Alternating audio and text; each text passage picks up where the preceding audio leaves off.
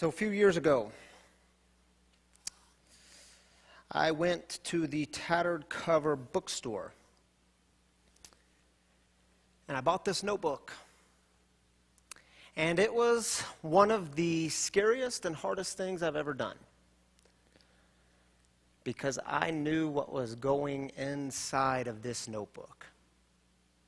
In the pages of this notebook, I began a process of writing all my anger, all the things, all the principles, all the institutions that caused resentment inside of me. And the guy I was working with, the guy who encouraged me to do this, he said, "Now, Ryan, it's going to be really important that you get it all out, that you don't hold back. Don't hold anything back. Get it out. This is your opportunity." And so at the top of each page, I started with this simple prayer. God, help me to be thorough and honest. God, help me to be thorough and honest. God, help me to be thorough and honest. God, help me to be thorough and honest. You see, I had to start with this prayer because my impulse said the exact opposite. "Oh, Ryan, don't be too thorough. You don't really want to get it all out there. Really, you feel anger towards that? Such a small thing." See, I was really good at listening to my life, but with all sorts of judgment. "Oh, you're angry towards him for doing that? Ryan, maybe you're blowing this out of proportion. Don't be too honest. When we don't get it all out, what if God actually judges some of this honesty?" It was hard work. I read through this notebook again this week. I hadn't read it for a while. Again this week, I was reading through it as I was thinking about this sermon. On the second page, on the back of the second page, I don't remember writing this, but it's there, so I clearly felt it. I wrote on the back of the second page, "I feel tremendously guilty for writing some of this." One of my biggest fears was, and I remember thinking this one evening while writing, what if I die tonight? Like, what if I die tonight and this notebook is what I leave behind? And what if people actually read it? What are they going to think? Boy, that Ryan, he was angry. Man, I hope he was seeing someone for this stuff. Serious business. Pastor Ryan? Can he say those things? Can he use those words in that language? See, and as I was going through this notebook, I saw that I was in some good company. Biblically speaking, I was in good company. Because about the same time, a few years ago, I came across a psalm. It's a psalm I've read before, but you know how you can read something and not really read it? And this time I really read it and it resonated. Actually, this psalm, Psalm 137, it's a psalm that John Wesley, the founder of Methodism, said should never be read in a worship service inside the doors of a church.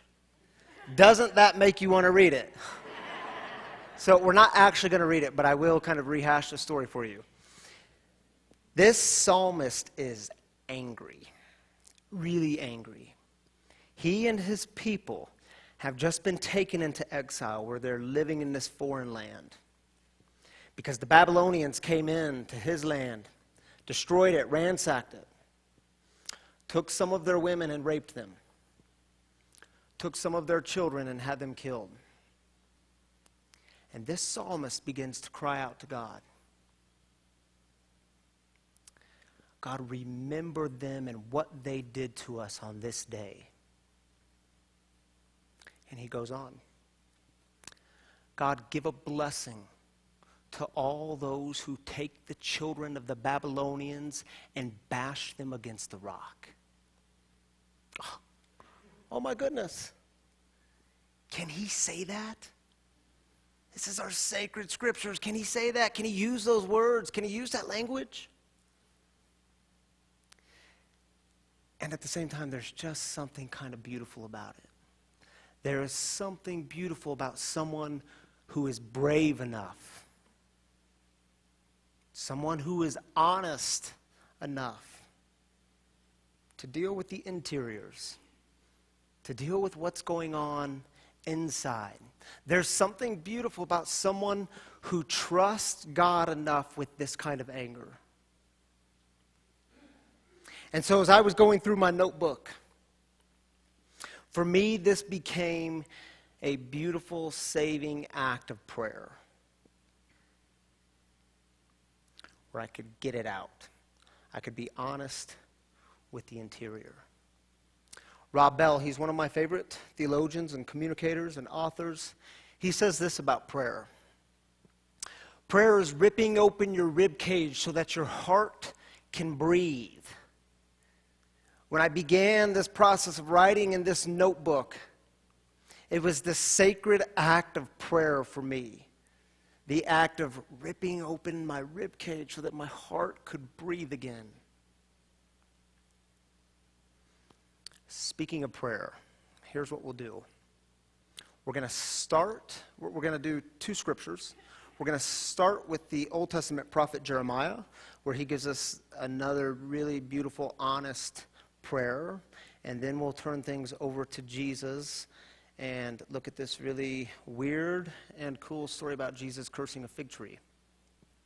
So first, Jeremiah's prayer. Jeremiah is angry. And here's kind of the backstory to why Jeremiah is so angry. His story goes all the way back. This is the story he would have emerged out of. So all the way back to Genesis.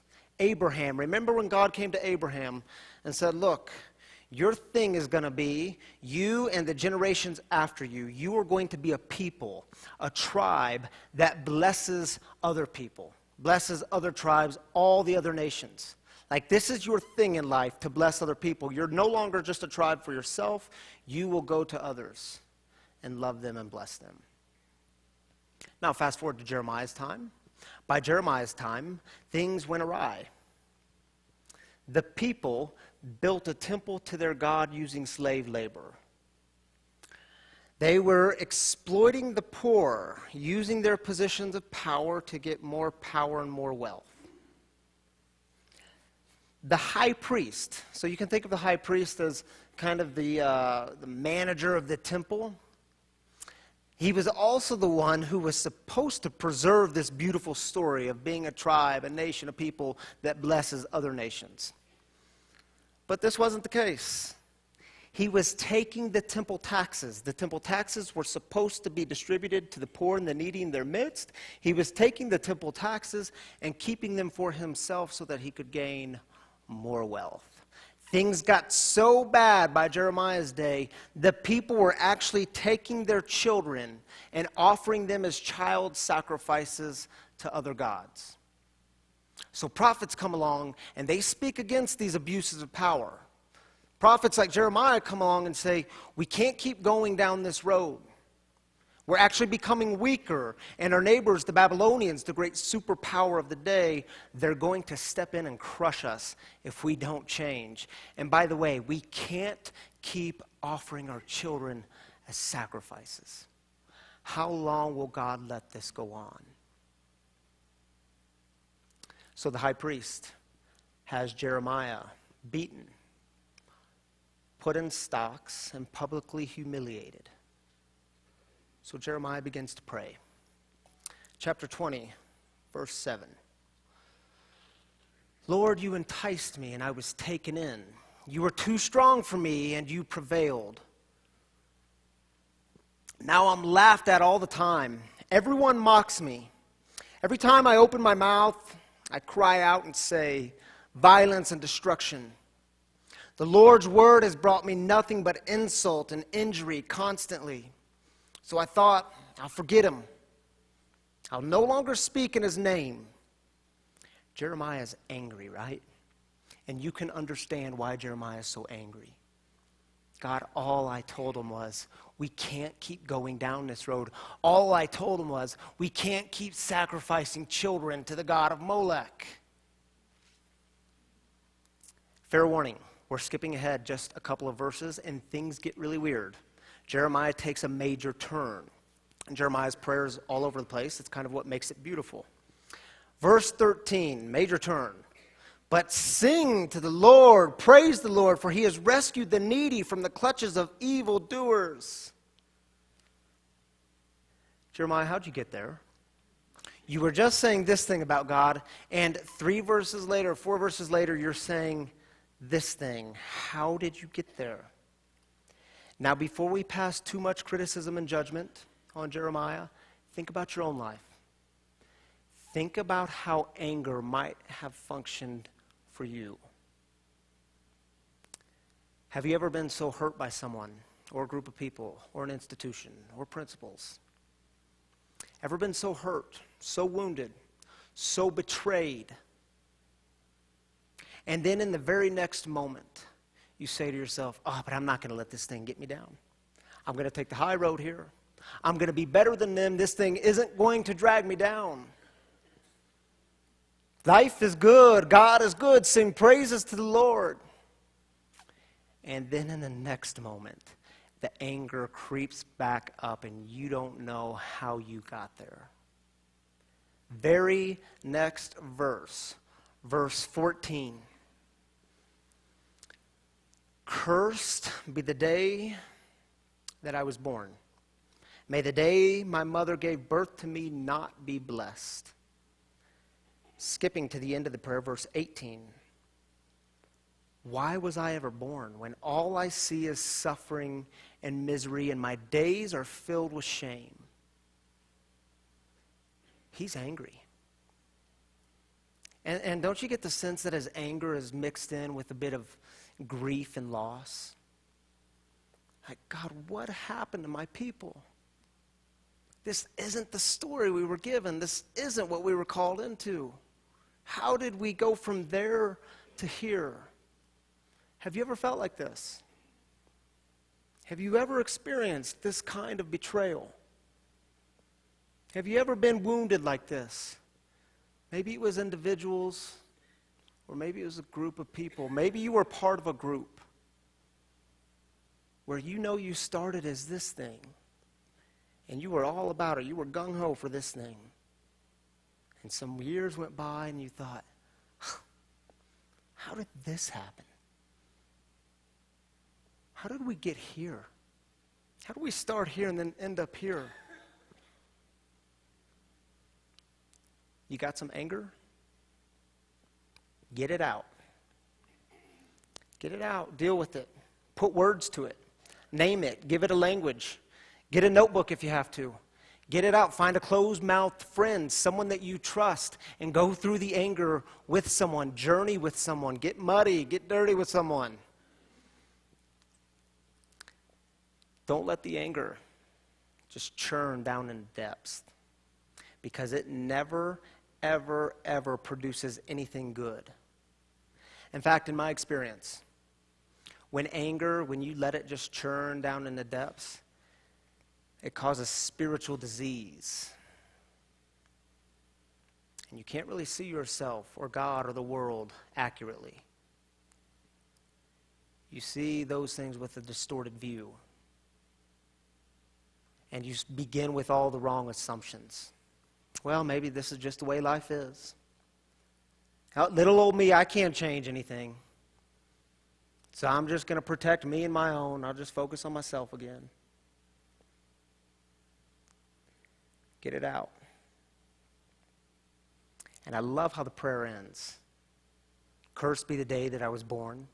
Why was I ever born? All I see is suffering and misery. My days are filled with shame. You see how the prayer doesn't end with this resolved anger? It ends completely unresolved. Kind of makes you uncomfortable, doesn't it? Because I think sometimes as Christians, if we're honest, we like our prayers to be wrapped up with nice, neat, pretty bows. Oh, sure, we could say, oh, life is hard. This thing is so dreadful right now. Oh, but God is good and God's going to see me through. Jeremiah doesn't do that. See, I don't want to resolve the anger, but I do want to push it, and I do want to ask it questions. I think it's good for us to ask of anger, where are you leading me? Are you leading me to a healthy place or to an unhealthy place? Where are you leading me? Anger led Jesus to start cursing fig trees. It is one of the weirdest and coolest stories in the Gospels. We're going to read it because it's short. Here's how it goes. Matthew chapter 21. Early in the morning, as Jesus was returning to the city, he was hungry. He saw a fig tree along the road, but when he came to it, he found nothing except leaves. Then he said to it, "You'll never again bear fruit." The fig tree dried up at once. When the disciples saw it, they were amazed. The end. That's kind of weird, right? I mean, on the face of it, if we do just no contextual work here, on the face of it, Jesus wakes up, he's hungry and grumpy. He's walking into Jerusalem with his disciples, and he sees a fig tree on the side of the road, and he walks up to the fig tree, and he sees that it only has leaves on it. So he curses it. Jesus, you're looking a little angry here. Now, let's put some context to it. In the first century Jewish world, the world of Jesus, remember Jesus is a first century Jew. In the first century Jewish world, the fig tree symbolized religious leadership and authority.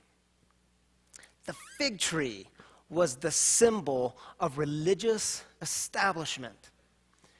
Jesus is walking into Jerusalem, and the first thing he does is curse the fig tree. Can you imagine if you're one of Jesus' disciples and you're with him? Oh my goodness. Peter, did you see that? Jesus just cursed the fig tree. I hope no one's watching. This is going to get him killed. Jesus is going to get himself killed doing this kind of stuff. Why is this important? It's a huge heads up in the story, because what happens next? Jesus is continuing walking into Jerusalem, and he goes right to the center of the city. What's at the center of the city?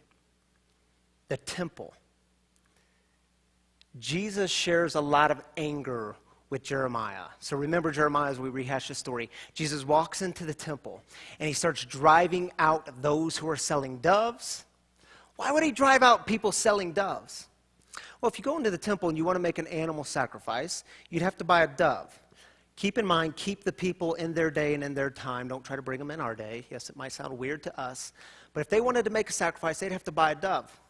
Well, in order to buy a dove, you had to take your regular everyday money and go to the money changers and exchange them for temple shekels. You could only spend temple shekels in the temple. And it just so happens, if you're a money changer, you would skyrocket the exchange rate. So Jesus drives them out. Then he goes to the money changers, and he turns over the tables. And he says, "You all have made my house, which is a house of prayer, you've made it into a den of robbers. You all are taking advantage of people. You're exploiting the poor. You're keeping the poor out." Now, you want to see Jesus angry? He is absolutely relentless in his anger when it comes to people keeping other people from experiencing God. And Jesus wasn't just arguing for reform here. Jesus was saying the whole system is corrupt. The whole system needs to change. Jesus was angry. And a story can ask us some really interesting questions. Like, what are some of the fig trees in your life? What are some of the fig trees in your world that need some cursing? Some of the things that need some changing. And what makes you angry? What are the things that make you angry? When you see this thing, it just makes you angry. You can't believe this thing is happening. You can't believe this thing has happened. I want to go back to Jeremiah for just one quick moment. Right after Jeremiah and his prayer, right after he says, "God, your word, it brings me nothing but insult and injury. In fact, I'm going to forget you. I'm not even going to speak in your name anymore." He says this, verse 9. "But there's an intense fire in my heart, trapped in my bones. I'm drained, trying to contain it. I'm unable to do it. Don't you get the sense that Jeremiah, he's done with this prophetic stuff. He's done being a prophet. God, I don't want to be a prophet anymore. The people, they don't even listen to me. I get beaten for it. It's going to get me killed. But there's an intense fire in my heart, trapped in my bones. It's almost like Jeremiah is saying, the only thing worse than doing this would be not to do it. It's who I am. It's trapped in my bones.